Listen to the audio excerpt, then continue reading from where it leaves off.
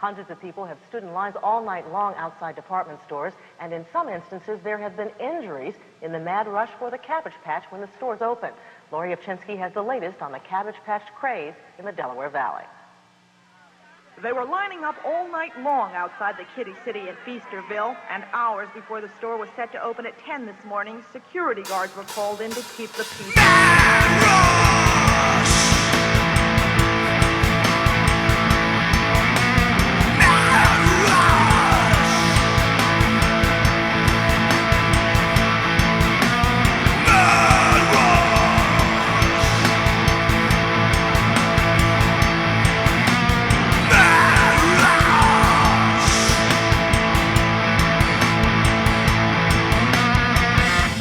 And she's 4, and I didn't even think she knew anything about Cabbage Patch. And I told her I couldn't get it. I said, "You want a strawberry shortcake?" "No, I want a Cabbage Patch Kid."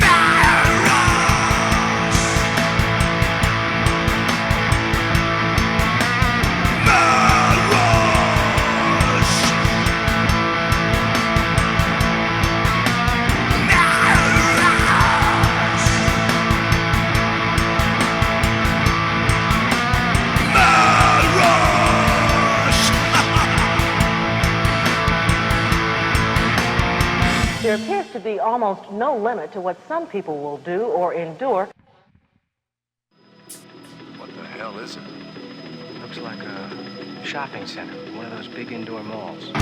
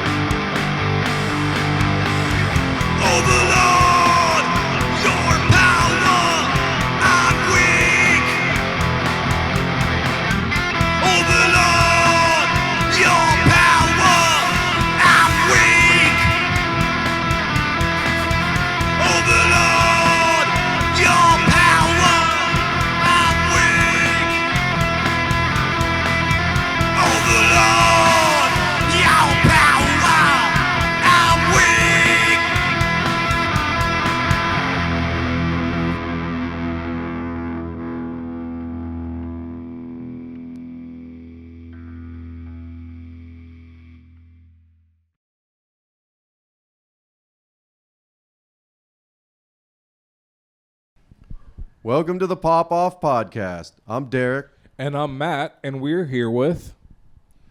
I'm Petros. I'm Don. And we are DeadMaul. So when I hear the name DeadMaul, at least when I was first heard you guys, as I was thinking of like a weapon from the Doom game where you swing, it's the DeadMaul, or you're playing like a RPG and you get that weapon fighting the undead. Because the Maul, M-A-U-L, it's like a weapon, maybe a magic card. Well, any interpretation you want to take is great. I immediately went Golf U Square Mall. I was like literally just a dead mall. And that's kind of the idea behind the name, honestly. Yeah, that's some of the music too that I was trying to hear. One of them's on like Black Friday or something. You've got some consumerism. Mm-hmm. You've got some, it's hard to make out the lyrics. I'd be interested to see them like written out, but just screaming out some of the phrases is fun. So I get it. Yeah, I think musically, like thematically, it goes all over the place, but a piece of it is based on like consumerism. We have like different families of songs, I guess you can say, groupings. So like our intro song, Mad Rush, then we go into DeadMaul, then we go into Consumer and Black Friday. That's our consumer batch of songs. And how long you guys been doing this? I mean, how many tracks do you got? I think we have 9 tracks. 9 or 10, something like that. That are ready to play. And we've been playing together since February. I know George has been writing the songs for a little bit before that. Okay, so almost a year now. All right. They all have that theme of like... Who's George?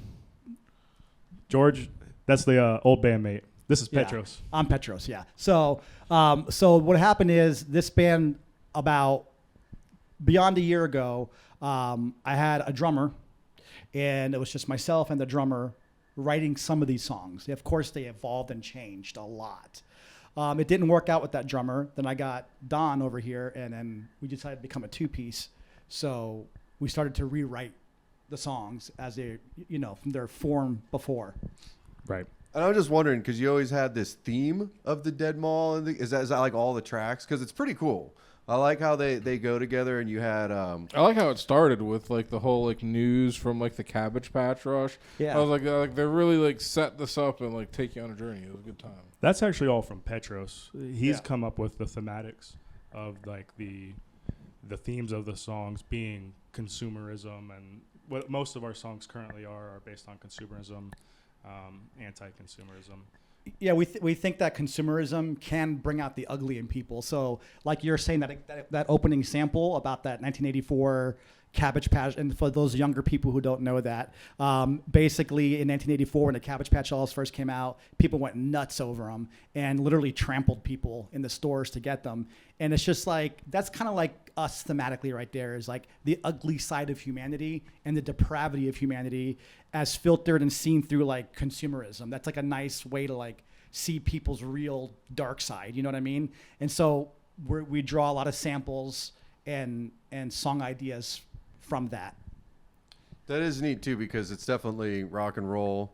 And we actually met playing at Brass Mug, playing a gig with some other bands. And in that like metal scene, you do confront some of like the darker parts of humanity in the lyrics. But a lot of times they're like screaming into the mic, and it's hard to understand some of the stuff. But it's, I like that you can still tackle that. And I don't know exactly what all the words were on them, but people are always going to take their own meaning from stuff. Yeah, and my favorite songs are those ambiguous songs that could go either way. I've always liked when artists, lyrically, even though we know what we're writing about, I like to kind of keep it open for interpretation so that people can take it and find some meaning in their own life with it. I've always thought that was really cool when bands can pull that off. But yeah, we don't, when I sing, it's definitely rough vocal, but I try to make it to where you can understand. If you're listening hard enough, you can understand what I'm saying, I think.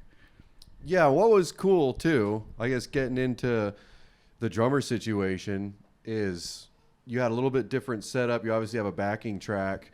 And I think last time when we saw you guys play live, you had a computer or you had something else you were set up, where now you had everything all in one, and then the effects came in. So when you were doing like, you got the echo or it fits that sonic space really well. Yeah. So we've been without a drummer for most of the time we've been playing. So very early on, we started programming drums into Easy Drummer so that we had a drummer. Originally, we were programming those in Easy Drummer and changing them to what we want them to be and making them, more. And lately, we've been making more tracks on our own. So what we do is we created an Easy Drummer, export it out, put it in a Reaper. Any samples and other things that go on the backing track go in there as well. Like you said at the show last time, originally we were just running it through Reaper or exporting an MP3 and running it from the computer to an interface out. But now we're using a Helix, and the Helix, it's a Stadium Helix XL is what it's called, because we were starting to hit some limitations on what we were able to do on stage with our equipment. But that allows us to simulate amps, models, do effects. So we were able to load all of our backing tracks in there, put our timings in, put our samples in, automate the effects, and it just makes it where we can show up and play with our stuff a lot more simple than setting up a computer and then amps on top. It is nice, like when you guys played here, because you just plug directly into our PA. We haven't. They just finished playing, but when we hear the playback, I'm sure this is going to come out really well because it's got those modelers and simulations and stuff, and the technology keeps getting better for that. Saves our back too. We don't have to haul amps in. So I mean, literally, it's like we bring a suitcase and 2 guitars, and that's it, and we play, and it's really cool. I used to be one of those like analog snobs or whatever, like, oh, it's got to be an amp, and I get it. I do think an amp sounds better, but this sounds good enough in my opinion, especially for what we're doing, and man, it really saves us time. Yeah, where and are energy. you guys from? I know you're here in Florida, but where exactly We're in the based Tampa at? area. Okay. Yeah. Because, I mean, I know you play all over, and you said you got gigs coming up in New Orleans. And Yep. Yeah, you guys definitely have been out there playing. So, it's helpful to have that stuff. Yeah, and that was like part of the impetus of going digital like that is because we want to do out-of-town shows. Like you said, New Orleans is coming up. And we plan on booking gigs in different places across the country because the country is the stage. Really, it's not. I don't want to just play here. So the thing is, well, how do we do that like economically and not kill ourselves? And this is part of the solution. I mean, it definitely makes it more viable. And anytime you're in a project and like you're trying to line up other people's like schedules and lives, like we all have other things like going on. Like for everyone that we've had on the show, like music is a passion project, and we rely on something else for our income, and there's other like family circumstances. So the more people you have in the band, it's like the harder it is to like make things like that happen. But like if you're trying to like go out there and travel and like arrange out-of-town shows, it's just like, hey man, you available? Because I'm available. All right, cool, let's go. And then you can bring just one box that has your samples, your drummer, everything in there. Like you're playing in time, like you're in tune, everything's good, and it's a super easy hookup. Mm-hmm. I mean, just a couple of XLRs, like you still have multi-outs, like a sound guy can still do like adjustments for you from like what you guys are playing individually or your vocals that you're providing.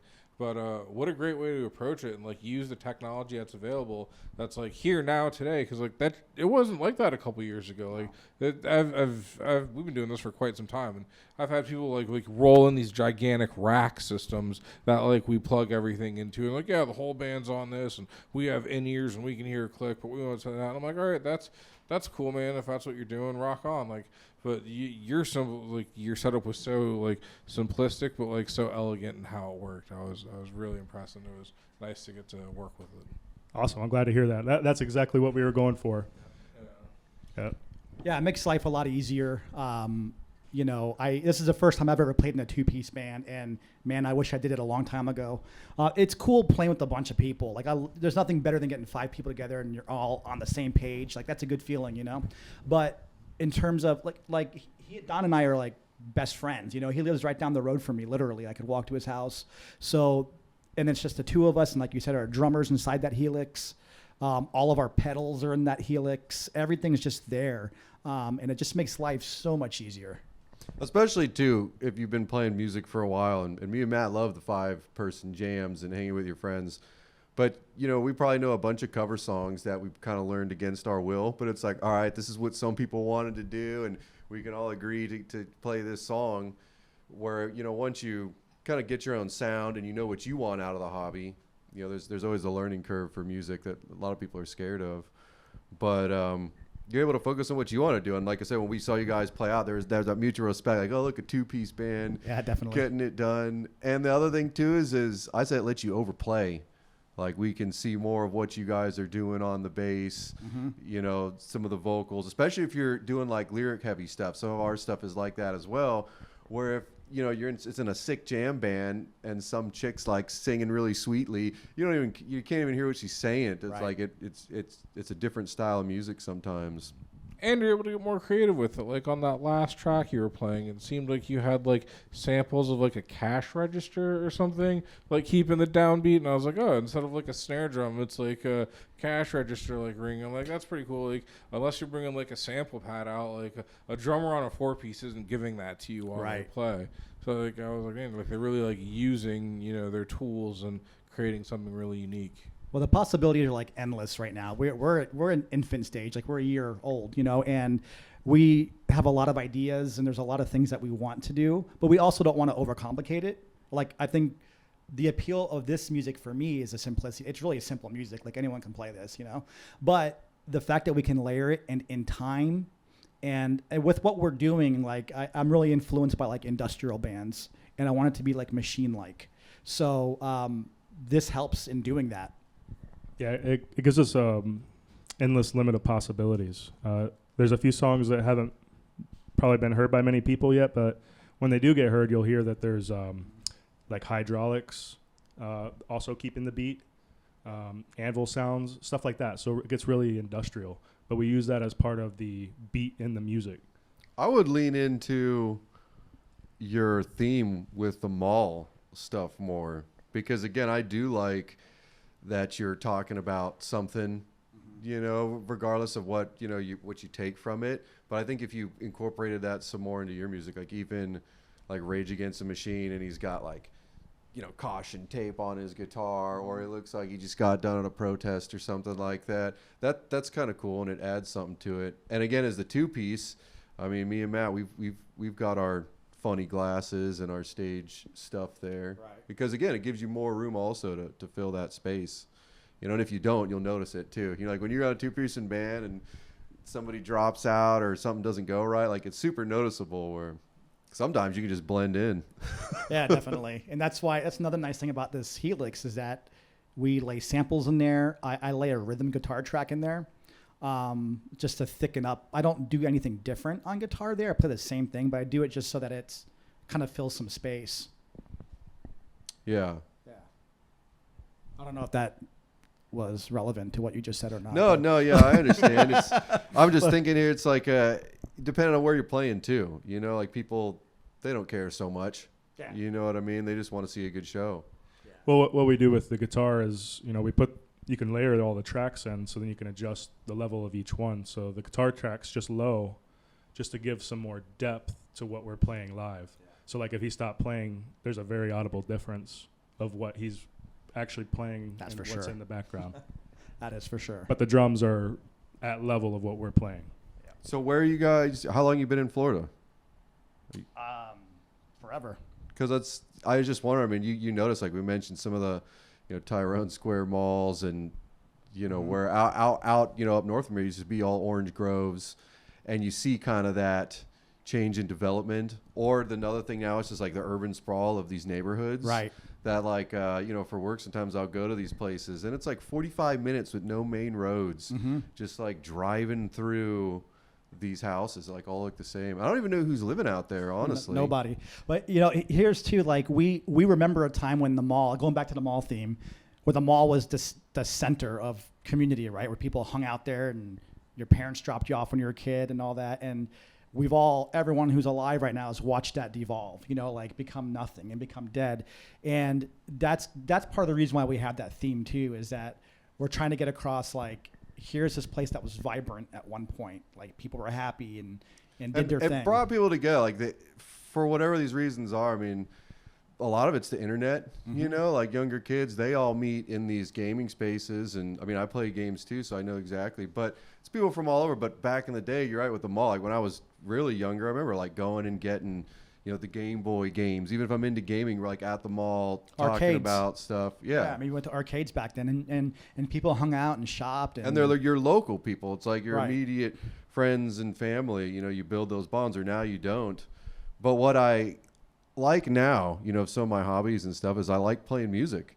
Me and Matt haven't played so many live gigs. You're like, well, I haven't seen many shows because most of our podcasts came from people that we met playing these spaces. They're not just like somebody we met on the internet. It's like, oh, you guys are, we're from this area. Duh, we're here playing shows. And, there's that local community.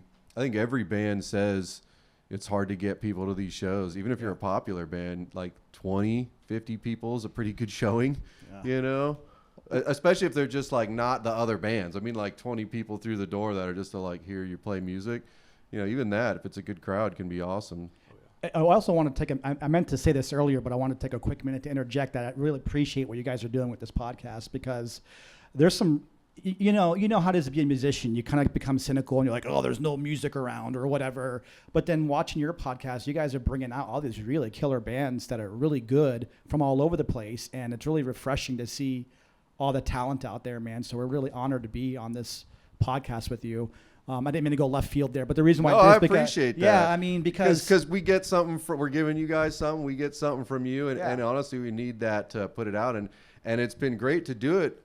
You said that you listened some before you came here. Mm-hmm. There's some bands I really like you said, you get older, you get cynical, you listen to the same shit on your Spotify. Yeah. Where since doing this, since I had to sit down and edit this music, I'll listen to it 50 times, and now I got bands that I love, Soul, love their music, Hibiscus. Every time I get drunk, I listen to The Hand of Reason, and it's and I'm glad that I have those recordings on there, and they opened me up to music that you got to hear music a few times too. Me and Matt notice, and probably you guys do too, because you're kind of got that heady space for your music. If somebody's listening to your music and they look like this, that's a good sign, because they probably never heard you before, so they don't know what the rocking is. They don't know the lyrics, but they're focusing on it. Right. And that's why I like trying to get some of this music out, especially bands that don't ever record. It's like you got to listen to it a few times and then you get it. Like Radiohead releases an album and everybody's like, this shit sucks, and then 6 months later, like, this is the smartest shit I've ever heard. Yeah, for sure. Well, you guys are super easy to work with. I hope more venues book you. I mean, shout out to Brass Mug, where we got to play together and where we first heard you. I love those guys. They're where we meet a lot of the musicians that come on and play on the show. But we wish you well in New Orleans, and Yeah, what music do you have out? Obviously, you can catch them here on the Pop Off podcast. But what do you have released? And yeah, I'll just a quick caveat about that. We're not really doing the whole streaming music and pushing for sales and all that. We just love playing music, and we release it the way we want to release it. This is all going somewhere, so keep paying attention. No, I dig it. But we're going to put it out. And the whole idea here is, I remember a time when having physical media was special. You held it in your hand, you listened to it, and I miss that. And Don and I aren't hard up for the pennies that Spotify pays, so we don't give a shit about that. And we're not going to be on Spotify or anything like that. But the reason why I mention that is because you can get our music a couple of different ways. Number one, we're releasing free songs here and there on Bandcamp. We do have a Bandcamp page where we will throw stuff on there and you can just download it for free. We're not trying to make money on it. The other thing is, we want you to come to our shows, and I can kind of share with you, if you want our music, we have actual physical media. We have a 7-inch record here.